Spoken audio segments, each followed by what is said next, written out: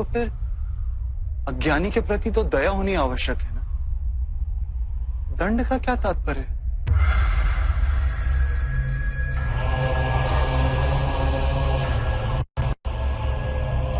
अज्ञानी जब ज्ञान का मूल्य जानने को सजना, ज्ञान पर दृष्टि डालने को भी सजना,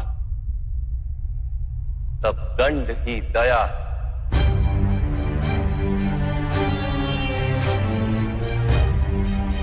उसके प्रति भी और दूसरों के प्रति भी।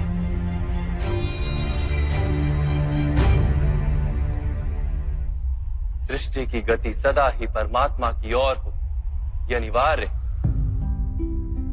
किंतु कभी कभी ऐसी स्थिति उत्पन्न हो जाती है कि अज्ञान, मोह और अधर्म बढ़ जाता है।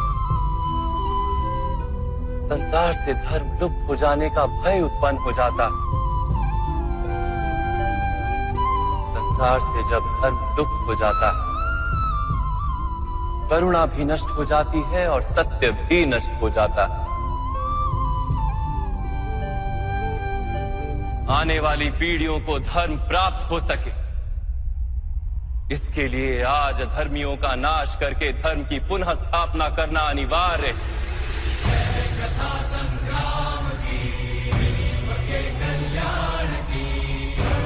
आज भी ऐसी ही स्थिति है पार्थ, और धर्म स्थापना का कर्तव्य तुम्हारा है।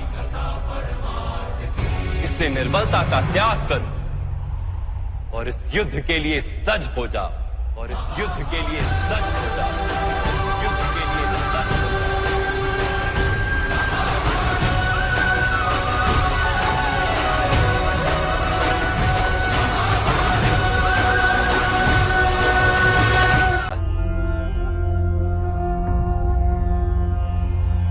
परंतु माधव, यदि कार्य से बंधन निश्चित है तो क्या संसार का त्याग करके संन्यास लेना उचित नहीं?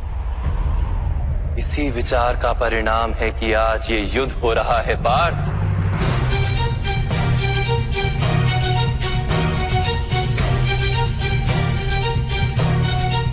विचार करो, जब सत्व गुण से भरे धर्म को जानने वाले लोग कर्मों का त्याग करते हैं, तब अधर्म से भरे लोग भी संसार को चलाते हैं।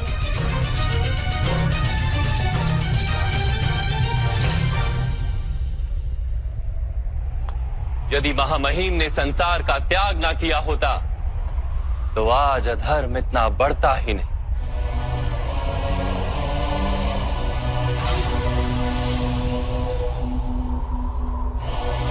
और तुम्हारे पिता ने यदि संन्यास ना लिया होता तो आज भ्राता युधिष्ठिर सुख से राज कर रहे होते।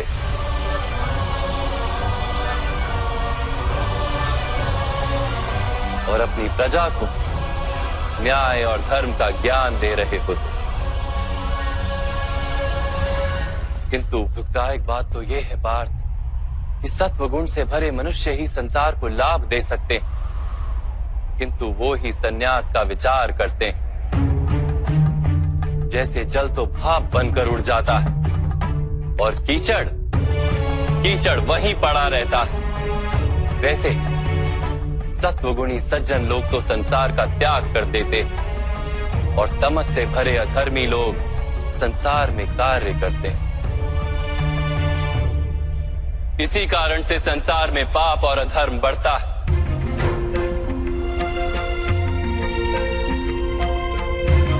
किंतु कर्मयोग इस विचित्र स्थिति से सारे संसार का रक्षण करता है।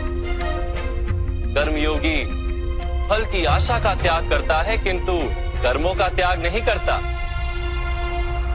वो इसी संसार में रहता है, सन्यासी की भांति सारे कार्य करता है, किंतु उनमें लिप्त नहीं होता। कर्मयोगी अपनी संतानों से, स्वजनों से, अपनी प्रजा से कोई अपेक्षा या आशा नहीं रखता। स्वयं उसे संन्यास का लाभ होता है, किंतु समाज को संसारी की भांति लाभ देता है।